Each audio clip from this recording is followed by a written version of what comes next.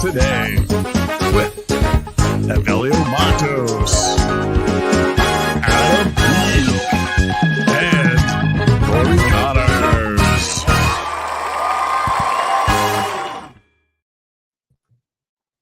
Hey, what's up, everybody? It's Monday, August 26th. We got a lot to get to. One of the cool things is we got a guest. We've got a guest today. But before we get to the guest, who's in the green room with Charlie, we brought Charlie back. We did? Good. Yeah, nobody consulted me about it. He's fired.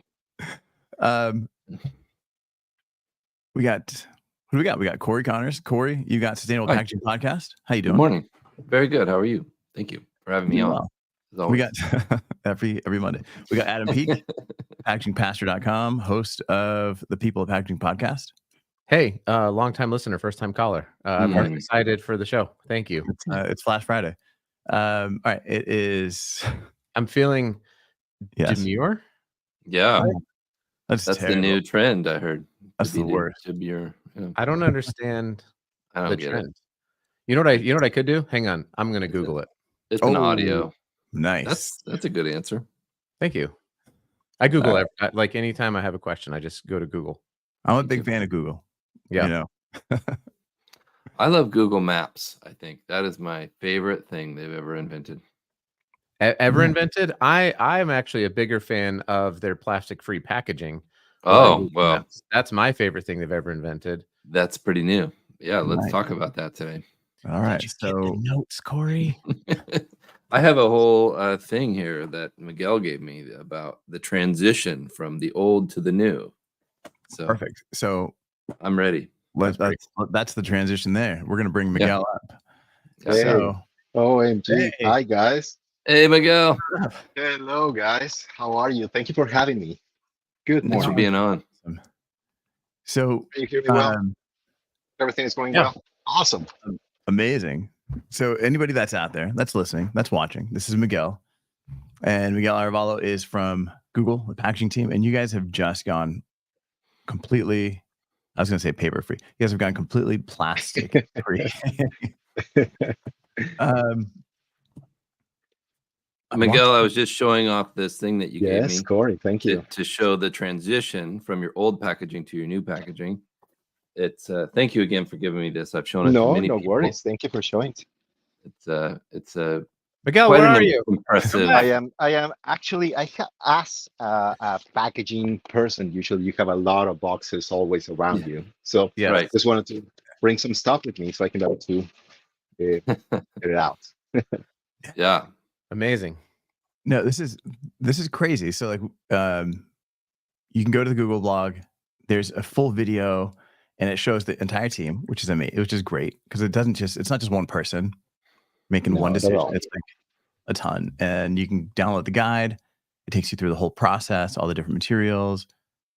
But I got to tell you, the one thing that I love in the video is the sound of the paper. Yeah. Right. It is it's an experience, isn't it? Yeah, no. I think at the end, what we're trying to do is consumer and our users. Yes, they would like to have the amazing product that is coming in it, but also packaging should be an experience too. Not only for the end of life, but also the moment that it's opening. It should be like a gift, something that is grabbed only for them. So yes, no, our team does an amazing job to make that work. But a lot of their praise video that is in YouTube, and a lot of people is talking amazing things about it. And as you said, it's taking a village, and we have an amazing team. And honestly, I'm very proud of them. It has been fantastic. No, it's the packaging's super cool. And Cory, you've got an example of the packaging there. Yeah, Miguel gave me this after I was very thankful to have Miguel on my Sustainable Packaging podcast. And then I saw him, I believe this was at Circularity. And that is correct. Yeah. Yeah. He showed me this and I said, whoa, this is amazing. He said, this is for you. And I said, oh, great. So I show how we went from plastic to plastic free.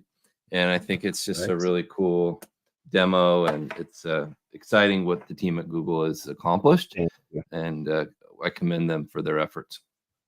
Thank you. Thank you. Miguel, I have a I Uh-huh. have a question for you. How many times throughout this process did you have to Google Yeah, the materials you used? that's it. Did you? Oh my gosh. Yeah, I think around no, around the descriptions, around making sure that we connect with the right partners. No, it has been.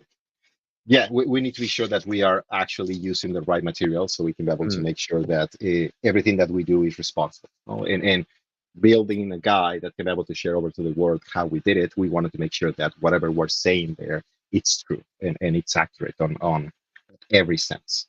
Yeah, no, but it's amazing what we can accomplish if we have a mindset together, no, a vision together. I loved in the video as well that that you talk about identifying a mill and going to the Correct. mill because you kind of had this idea, but I love that you went and identified the mill. And I can just picture a bunch of Google engineers, utilizing Google in order to help make Google's products better. It's like this inceptionary It's like Yeah, super thing meta. going on. It's pretty cool. that's cool. Actually, the story around that is we were looking for a material that was can be able to give us more lightweight, but it's at the same time needs to be stronger, and unfortunately there wasn't too much out there. And of course the cost equation comes to mind, that we need to be sure that it's something that it comes within our economics. Yeah. And we found this amazing company, Veritiv and Shandong Kylie, which is an amazing mill. They were open to just work around with us, try to see what we can be able to accomplish. And we have in our team Dr. Yang Shang. He is amazing. He's a paper expert. So he was helping around with them. What is the formulation? What is the operation process that needs to happen? What are the actual metrics that we need to accomplish in order to make it much more stronger, much more stretchable? At the end, we need to grab this paper all across, but at the same time needs to hold for all the kinetic forces that goes in drop five, you know it.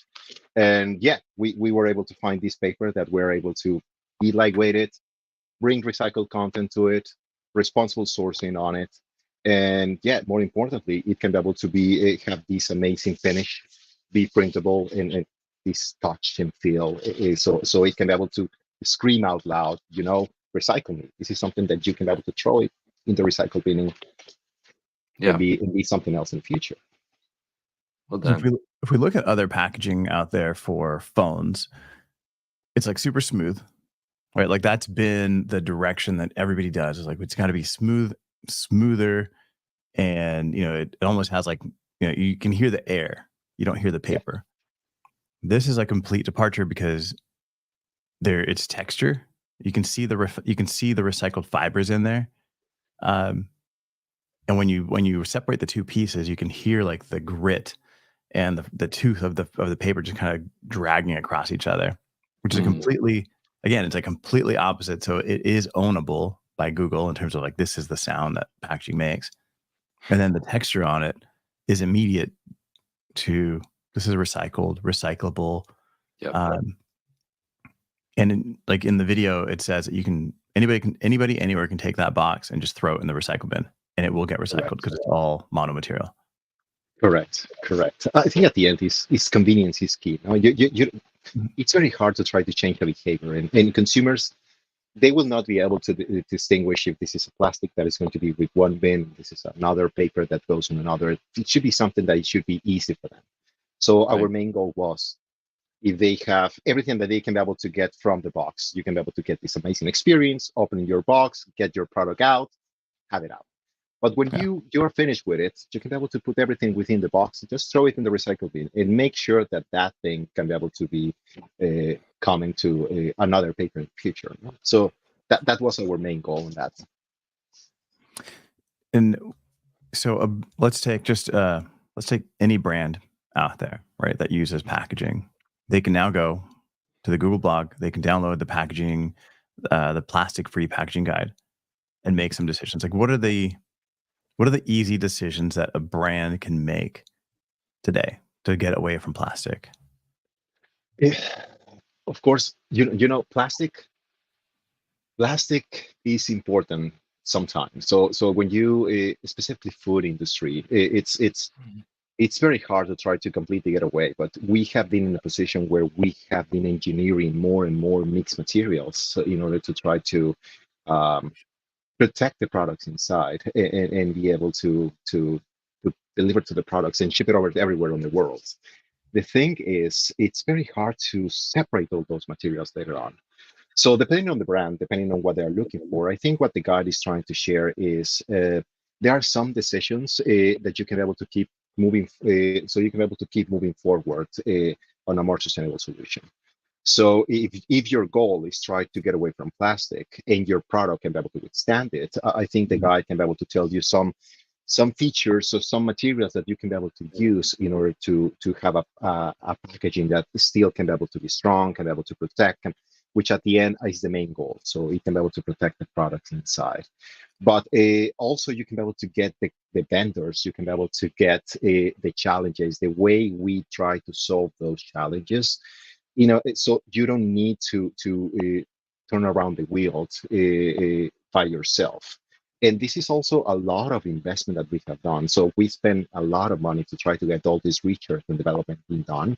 But we believe that we all are in this boat together. We wanted to make sure that it's not about what Google can be able to do. It's about what everyone can be able to do. And if we can be able to help others so they can be able to accomplish their goals, so be it. And the other portion of it is the intention that we're trying to deliver is uh, hopefully other people can be able to have other learnings and they will be excited about to share those learnings to the community. So potentially we can be able to learn from them and everyone can be able to raise the boats together. So that was our main goal. And yeah, I'm very happy about the response from everyone and it has been very, very positive, and hopefully a lot of companies can be able to join us in this effort too. Yeah, and we got a couple of good questions here. We got a question from Chris from Colorado coming in saying, Thank to you, Chris. recycle, you have to flatten the box.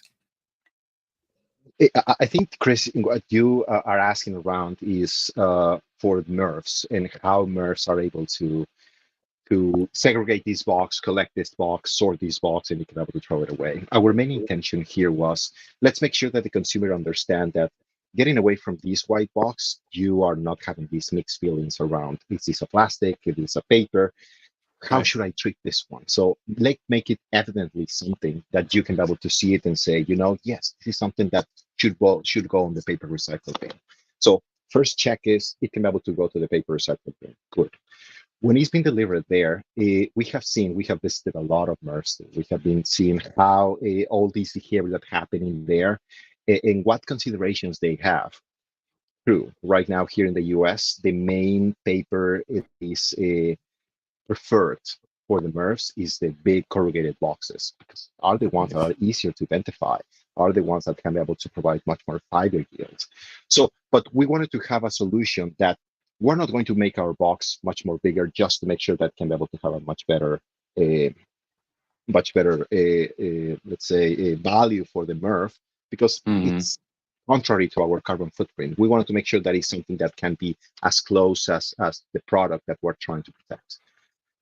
So for your question, no, we don't expect that you flatten the box. We expect that you can be able to hold everything in together. You can be able to throw it in there.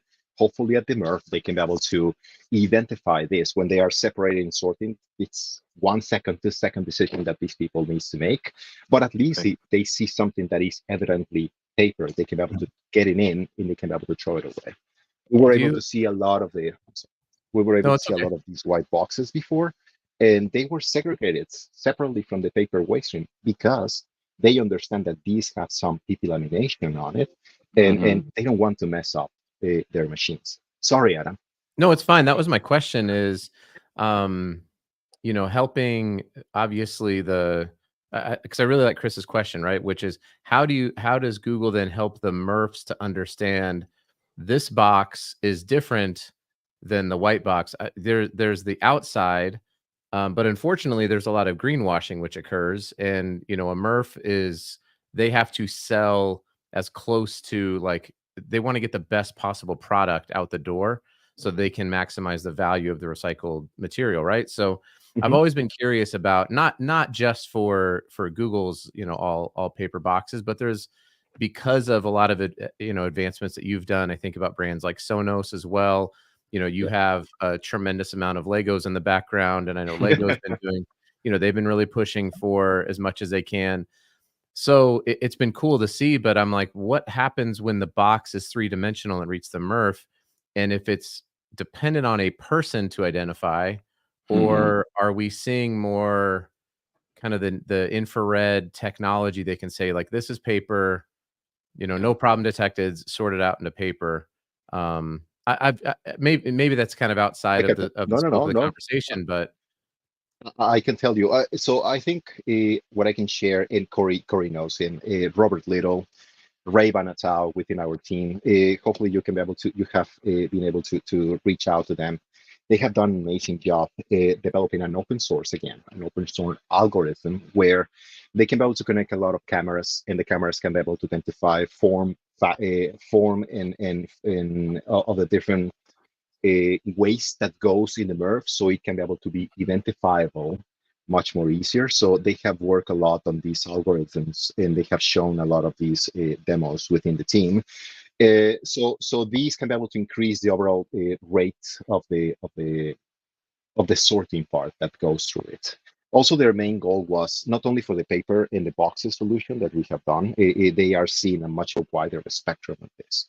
But I've seen that they have been able also to identify bottles, and working along with Ray and his team, they have been able to create a solution that can be able to identify also the type of plastic that goes in that particular bottle, just using vision systems. So they have been able to connect both the machine learning capability of the algorithm and the molecular capability of the material that goes in it, so it can be able to be sorted and separated. So it's not part of our team, of course. Our team delivers from the product portion of our hardware, but I think Google has been pushing all across on different dimensions, so it can be able to try to tackle this challenge at the end that the I world love it. has. So we can be able to have a much better sorting and recovery of our materials. Yeah, and one thing you notice on the packaging is that there's not, it's not covered in graphics. There's not full stamping and all these different textures. So really, you have for as small as the box is, Sure. you do have a lot of the paper showing, right? And that's what makes it. And I think when you see it, it looks like newsprint, so it identifies as paper pretty quickly, just visually. And if somebody touches it, you can definitely get a sense that there's nothing covering it. I would say the challenge though is in some of the MRFs, like where you do that manual sorting, is if somebody were to pick it up and they hear stuff inside of it, then that has to go to a different area, right? Because they're not going to open it up and rifle through and see what else is in there. So I think it's going to be I think it'll be a process of the MRFs learning, because once you see, you see that orange Nike box going down the conveyor, you're like, all right, that's paper, right? You know it. So I think that'll be a learning process as well on the back end. But no, I mean, just making things that are easy for somebody to know that they can just put in one bin without having to separate. There's a higher likelihood that's going to make it there. I think that's the biggest challenge. Miguel's point is really, really appropriate too. Miguel, what you were talking about with the photographs of the items are becoming so critical for the MRFs, because the AI sorting technology now identifies it and hopefully gets it out of the system before it has to go to a human eye and be pulled out manually. But I think that's so exciting that the work that Google has done with that as well is a game changer. So we commend you for that as well. Thank you. I like John's comment here too. Yeah. It's like the nicer the packaging, the more chance you're going to keep it, right? Yeah, that's a great point, John. Is that just for packaging people, or is that just for everybody? I'm a whole. It's for everybody. I agree with you. Everybody. Packaging is for all the people. Yeah, I don't know if it's a memento or it's the sentimental value around it, but it's something that happens, and also we have found that a lot of people holding all this amazing stuff. It's just important that they can be able to throw it away responsibly. So ideally, it can be able to be something else later. But yeah, the sentiment is there.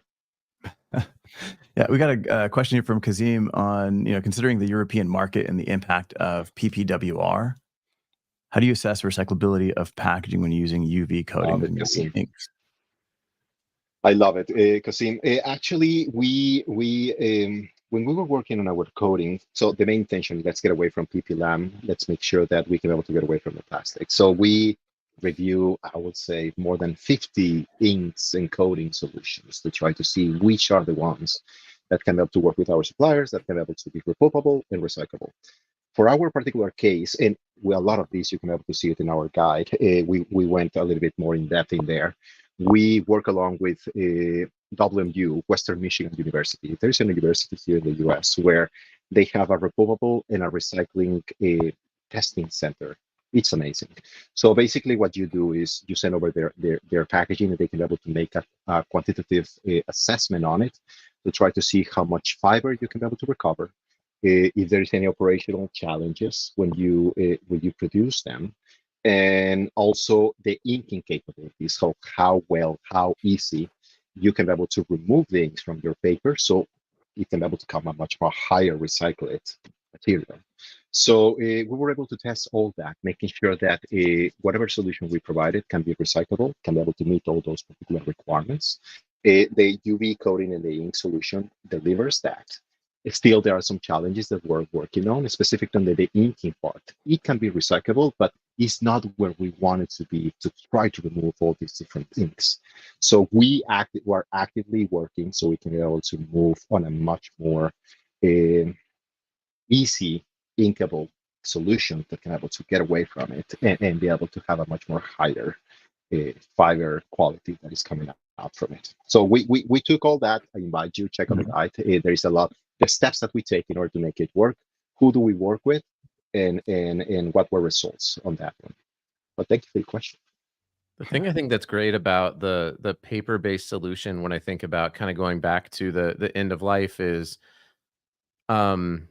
let's pretend like it doesn't get sorted. It's like, well, then what happens? Well, if the whole solution ends up in the environment, right? It's likely to break down on some level, right? It's a cellulose based, so the worst case is that packaging doesn't end up in a landfill or it's part of the circular economy. And that's where I think we're seeing a lot of these paper-based solutions come, is to say, we as a brand can only be like, we want to be responsible for as much as we can. So yeah, we really want it to be part of the recycling stream, and we want to make it so that it is something that can be, repulpable and recyclable.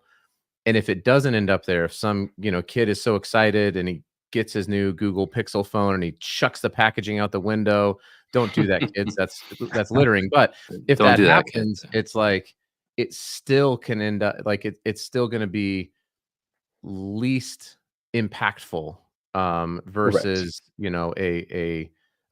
other sorts of materials, right? There's various other materials that can be done. So that is correct. And especially at the volume that you guys are creating packaging, I think it's really, really commendable. So no, thank you, Adam. And just going to the previous question, I think Europe is ahead on, and we are checking closely exactly what they do, what they request.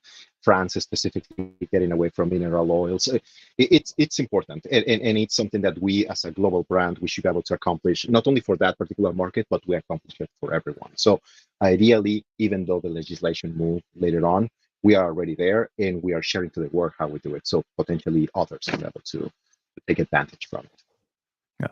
So then, talking about Europe, how many different icons or pieces of information are on your box, like on the back of it? Like, do you have a Triman logo? Do you have because it's gotten crazy with the number of icons that have to go on these items. Like, is this something you have to do as well? It has, yes. I think any any company is trying to make that work, and at the end, it relates how much real estate actually you have. I think for the phone boxes, so I think a couple of things that we make decisions for this one that I would like to share with you. The first one is, as you know, maybe on the guide you can be able to see it. We have a sleeve that goes all across. This sleeve, the intention are too, and I think going on your question, Cory, is we wanted to make sure that the consumers, they can be able to see. Thank you, Charlie, perfectly there. So we needed that Great job, our Charlie. users. We know that we have an amazing product, but we want to make sure that our users identify that. So as a brand, we decided that we still need to show what the color of the CMF of the product that they are getting. Also, we need to glorify the product so they can be able to see it. So the sleeve was needed. The other portion is we need to have something that can be tamper evident. So in case the user can be able to decide, maybe this is not for me, they can be able to bring it back. There is a way we can be able to know that the product has been opened and is being delivered. And so there are this portion of security that wanted to make sure that the product has been delivered properly. But going back to your question on the symbols, the main intention to add the sleeve there is we can be able to make differentiation of our SKUs in the sleeve, but be able to maximize the MOQ of our boxes, which is the one that has much higher value from the cost perspective. So in a way, we wanted to make sure that we can be able to get a much better MOQ on the boxes sizes, but also we can be able to identify downstream and in the future, because that's something that happens. We need to maybe when we have more inventory on one side of one region versus the other, we can easily make that change, just making the change on the software that needed to happen on that particular product, but also just changing the sleeve rather than to show the box or so Yeah. we don't make those decisions, but we wanted to make sure that we make it easier downstream for our partners in logistics. So responsible business, I would say. So then you've got a sleeve for France, you've got a sleeve for Italy, one from the US. Like you've kind of broken it out. Great. Exactly. Yeah. And that's possible when you're a large brand and you have the flexibility to kind of handle the distribution, all that stuff. And I'd say for somebody that's on a smaller brand, you may not have that, but there's other ways to do it, right? You can do labels, like maybe where you've got your whole pack and you put a label for Labels. Exactly. a specific, logo or icon or anything like that. This thing here, is this a security feature you're talking about? That is. So this is a label that we actually, Charlie, our team created there. So the intention of that is to be like a lock of our sleeve. So it can be able to hold the sleeve in position. It has a differential adhesive on it. So we have a permanent adhesive on the bottom, but also a soft adhesive or something that can be able to remove easier on the top. So it still can be able to be accessible, can be able to be removable quite easy, but it can be able to hold the position of the sleeve, so it will be delivered as we intend, aesthetically perfect we intend to. But yes, it's the main goal. But also when you remove it, you can be able to. So it's evident when if you wanted to return it away, the stores can be able to see that the product has been opened. So we needed something that can be able to show that portion too. Right, because typically you've got, a plastic wrap around a box, and that's like the clear evidence that it's been ripped open and you've gotten in there. But correct. But this is cool, and then you've got like this 3D, basically like you've got a raised paper in here that kind of locks it, and then this piece here adheres to that, and then that gives you, like, when you slide it off, I'm sure you've got to have, it creates a lock. Exactly, like a little lock in there, but it still be able to be separated from the box itself. Miguel, what I heard is that the label is the most important part of the packaging, and that labels are packaging, that without that label, nobody would know what it was. Nobody will do it anything. No, I think at the end, there is some truth on that one, Adam. So we need to be sure that consumers, they are buying their product. This is something for them, and they want to have the experience. And the label is key part of that. They need to be sure that it has this anticipation when you are opening this box, and the label needs to deliver that, but at the same time needs to have this balance on it's easy to open, so you don't need to make something that it's so hard that no one will be able to rip it off. So it has this it was a challenging portion of the box, but I think our team did an amazing job on this one. No, they did, man. This is it's funny. We're just talking about the box, right? There's a whole system. There's a phone in there that connects to the internet. It lets you Google and pictures, do all sorts of crazy stuff. But we're Can't you just take talking about the pictures? box. I saw a commercial the other day that like some dad like takes a picture and says like, "Show me a recipe using Gemini." It's like, "Show me a recipe that uses all of these ingredients." And I'm like, "That's what I need." It's like it's just gonna say like, "You just cut the hot dogs and put it in the mac and cheese." I'm like, "I knew that. I knew that. I wanted something else." It's like you only gave me 2 things, but Gourmet. Pop-Tarts in the toaster, more than milk on the cereal. Yeah, but I mean, yeah, insane technology inside the box. But we're just talking about the box itself. It's pretty, you know, it is a breakthrough for a tech company to move away from a lot of this plastic. I know we've seen Sonos do this, and I think this is definitely going to help a lot of brands do that as well, because you've broken it out. You've given all the vendors, you've given your process, you've given your materials. I think definitely people should be downloading this guide, going to Google, just Google plastic-free packaging guide. You'll find it. Thank you. Definitely watch this video, because this video is Really good.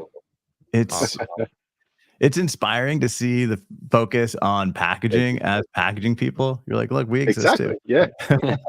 Yeah. So Miguel, I had a quick question. What's next for you? Will you be speaking at events like Pack Expo about what you've done here, or? Yes, I receive I receive a lot, and I'm very grateful to the different teams. I will be on the Recycling Summit, which is happening in Anaheim. I'm very excited about that one. Good. Also, I will be on SPC Advanced later on the month. I think it's September, Chicago? October. Exactly. Great. And See you there. Sustainability Europe. So Barcelona will be the next thing. Excited Wonderful. about that. Nice. Congratulations. Thank you. Excellent, guys. One last question here from Kazim is, does Google view UV varnishes positively in terms of sustainability? Can you repeat again? I didn't saw the question here. Okay. Yeah, it I got says, so much issue. does Google See the use of UV varnish? Of course. I think it's a trend on the positive direction to get away from plastic.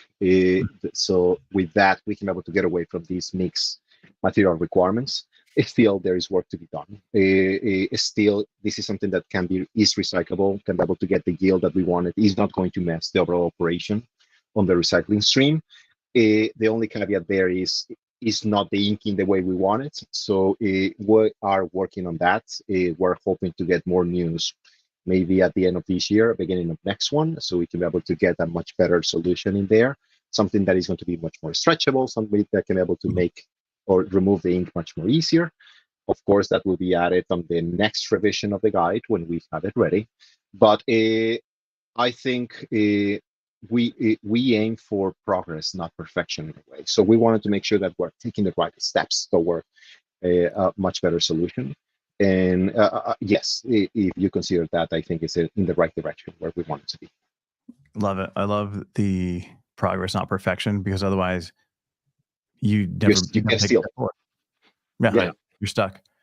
And Miguel, UV inks have a it's an interesting one, right? Because it's like the speed at which you can cure a UV ink, especially using like low energy LED lights, is from a sustainability perspective really great. The the material makeup of the UV inks and maybe even the de-inking, the thing that makes it great is probably also the thing that makes it hard on the back end. So I agree. There's so much advancement that I think Balance. we're excited, and it's exciting from this side, from the packaging manufacturing side, to have big brands, big giant, multinational brands saying, we don't just talk about this stuff we don't just sign agreements. The agreements are great, but Right. to actually see you do it, and then not only that, but to share it with the rest of the world for free, Yeah. just like, Amazing. here you go. Yeah. I don't have, I'll clap. Yeah. Thank you. Christian, my friend. yes, We were in mid school and elementary together. Good to see you, man. awesome, man. Miguel, thank you so much for coming on here on our Goofy Thank you, show guys. and talking about what you guys are doing at Google. Go out there, check out the Google box, feel it, pick one up or two, and let us know what you guys think about it. I might change. Yeah. I might just go. I might have to get a Google phone. You should. And make the move. I've heard the photo quality is better, for content creators, influencers like us.